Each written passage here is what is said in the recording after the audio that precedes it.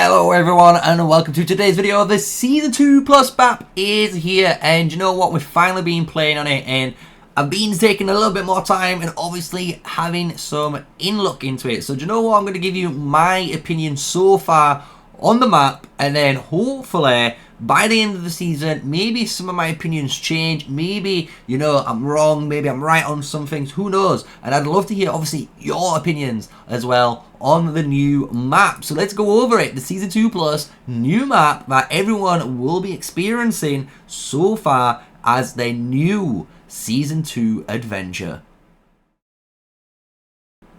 Hello, yes, smash the like, comment, and subscribe for more daily videos with me, MrSneakyy, an official Call of Dragons content creator, guys. I love to say it every day. And you guys are growing, we're almost there. 4.5k subs, it's insane, whoop. So, let's do the big thing. We're going to go over all of the new map, because there is a lot to go over, because the old map was a little bit, let's just say, not the greatest, right? It was not great. You had basically like these 4 starting zones mainly. Everything were cramped. It just wasn't the greatest. So what did they do? So it's a little bit different now, where if we even go all the way around, and let's just start at the very top here at Crozon, because we're going to use the live draw just to make this obviously easier for you guys to be able to see here, right? So this is going to be your outskirt land, basically, that is Corazon. This is one zone, so this is a very elongated zone, as you can see.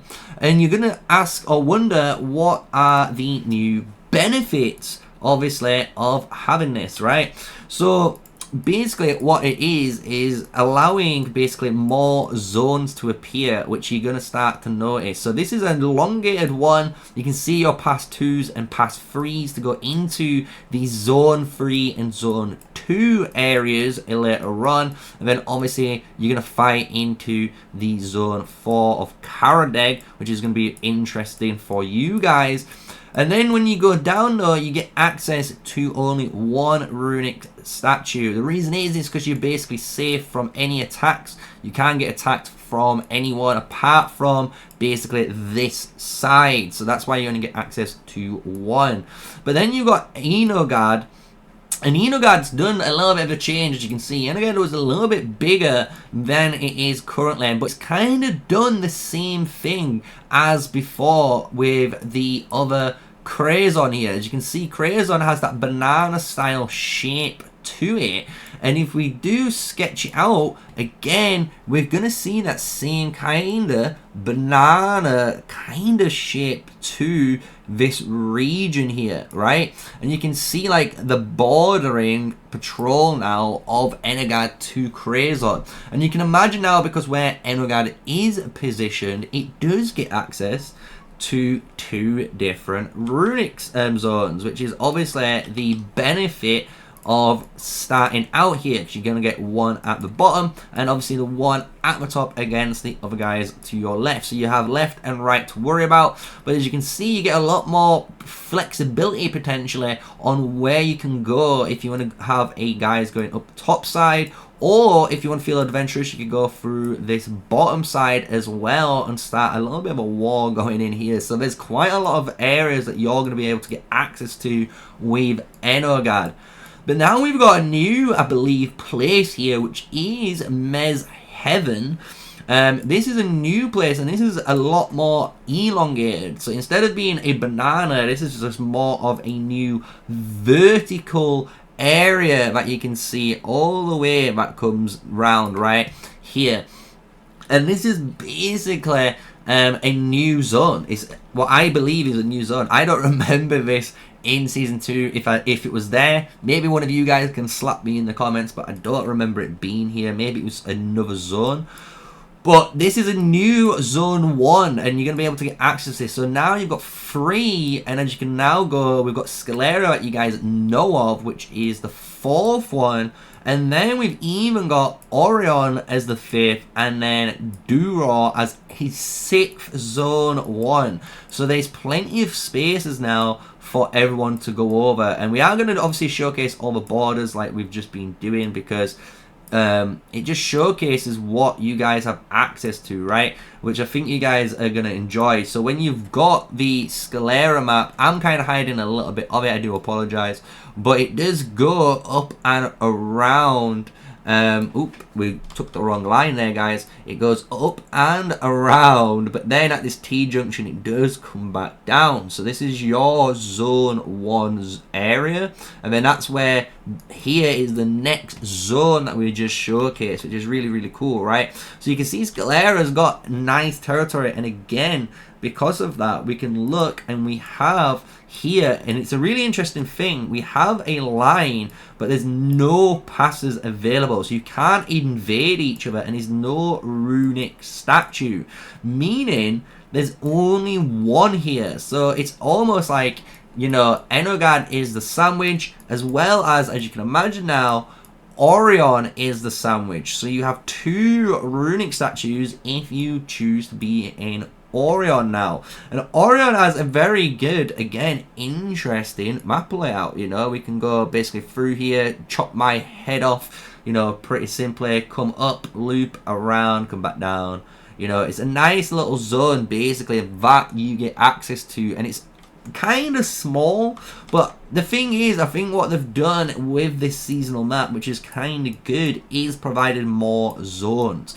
So Dwa is the next one, which is another crazy one, because it's zone 1 again, so you can start up in this zone if you really want to, and you can go through, and this is your like territory right now. You can place it where you want to go, and basically it allows you, if you really wanted to, in my honest opinion, is to have some type of maybe negotiations or strategy like this situation going on in here. Because in Enogad right now, we have my other like brother alliance, so we're in TA, but we have our other friendly alliance, TM, in this area right now, and they are going to be fighting against GG83, and it's really cool because you can have this ceasefire after 2 days, which is going to be happening very, very shortly, as you can see, and we are going to be streaming this, right, for you guys.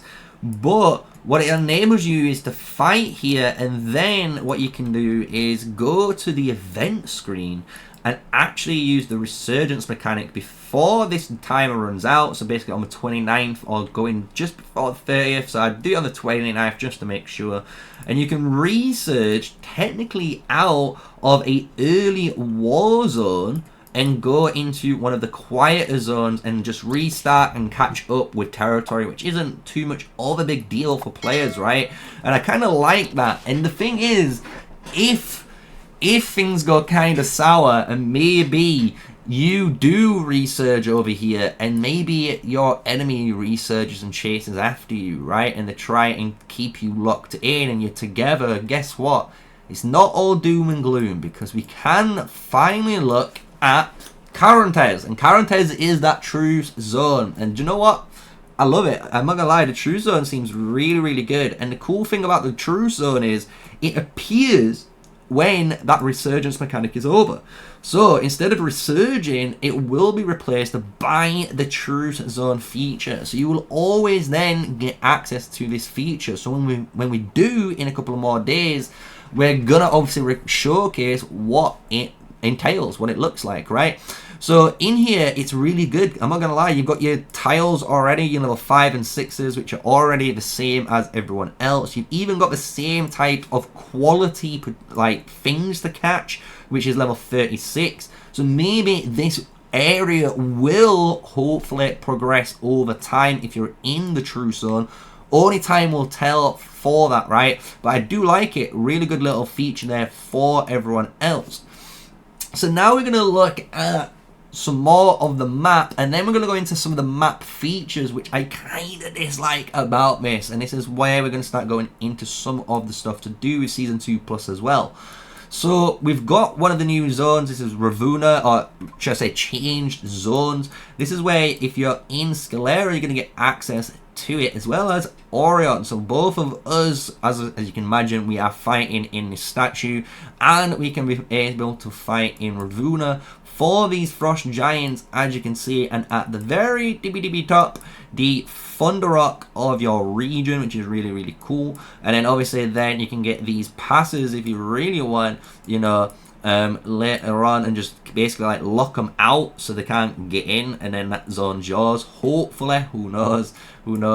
But then obviously when you're in Orion, you're going to get access to Delen, and this is kind of the cool thing which I like about all of these areas. So Scalera, Orion, and even Dua, if you lose, for example, because even, you know, Orion can fight in Azanor, and if they wanted to, you know, Dua can fight in Azanor. If they lose here, it's not all doom and gloom because of this special little line here that we'll just draw for you guys to make it a little bit easier, because Azanor actually cuts through like this. So this little line we're drawing up right now, this here, this zone is where you're going to get access to. So even if you lose here and you can't go into this zone, it doesn't matter, because the level 3 passes are located in this little area, allowing you still access to the later content, which is kind of what everyone kind of wants. They want to be able to fight, and guess what? If they lose the fight, they want to be able to maybe recuperate and then fight again, which is really, really good. And as you notice, the war zones, so this zone map here, Ravuna again here, they are quite open, even though they've got a lot more crevices for like flying units to take really good advantage of here. You've got all of these big open lands, and if we come over to the other side, you've got the same style. Camelid is very open here for you guys in Enogard and basically in the Meshaven brand new zone. And then if you go into the top area, you've got Borderer. And Borderer, again, guys, love it. I just love how open these are. It's not as restrictive. There's not as many major choke points in the map, but where they are choke points, there is a big clue on where they are, which we're going to go over very, very shortly. But then obviously we're going to move into more Brezor. So basically more Brezor, if you're wondering, is going to be that area where anyone from these starting 3 zones is going to be able to make their way into basically into the final area. And you can see there's these 3 different zone 5 passes. So in reality, if you really wanted to, you know, depending on where you come from, you're going to be able to, you know, go across, you know, maybe up and around and take this one. This guy's going to come up, take up, you know, around this one, something like that. You know what I'm saying? Like, it depends on what you're going to want. Again, these guys are easy. They can go up to here like this, or they can go up to like this. These guys can do the same. You know, they can. You've got quite a lot of options, so it's going to be interesting to see if there is enemies either side of each other, how war develops, even into these later zones. But then, and this is the weird point, and this is Karadeg. And Karadeg, I think, is a very different approach to the map. And there is, I'm not going to lie, a little bit of a slight imbalance in this map. I think we'll soon see when we get to it ourselves. But it's a lot different. It's a lot more actually enclosed in as like an actual battle arena. So this is where you want to be fighting. But when you notice things, again, and we start breaking it down, if you're on these actual outer rims, it seems like you're a little bit more punished, because the paths that you're going to have to take is actually a lot more restrictive, because you're running this really tight path. Same here, you're in a very tight path. But this is where it changes, because this is where I'm going to draw the line for these 2 guys. And what we're going to do is actually draw the lines for everyone else, because these guys have got basically bigger boxes. So you can see here the amount of territorial space you have, and this is kind of the advantage if you are in one of the center zones, basically compared to the other areas, because you basically gain access. Or let me draw this one a little bit more, because that's that one, and then this is this one. So you can see these guys have got actually a better amount of space, meaning you can actually teleport more castles in there. But again, this is where it's going to be different because we're going to draw a big red line here. And this is where I think the game is designed to be. So I reckon the main bulk of the army is actually going to be around this area, as you can imagine, on our back end.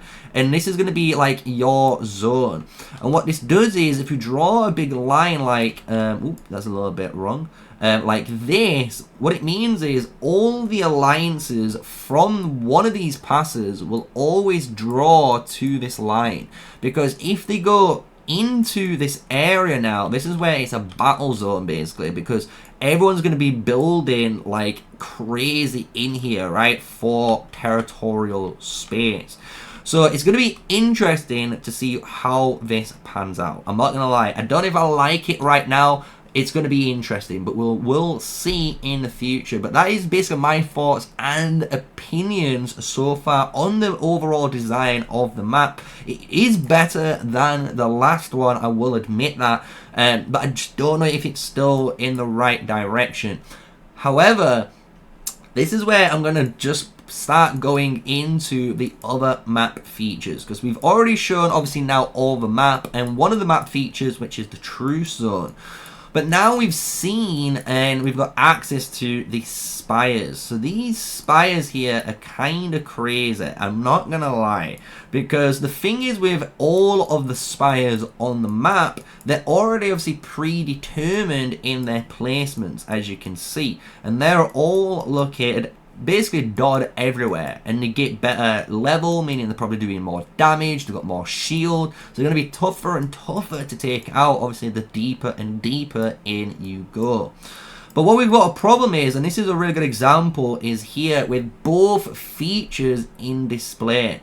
And that is, obviously, the barricades are going to get removed, as we are aware of, I believe. I don't know when, but it's supposed to be removed soon. But without those barricades there, this is where the new mechanics is going to, I think, be a problem. Because all of these spires are always located on a choke zone.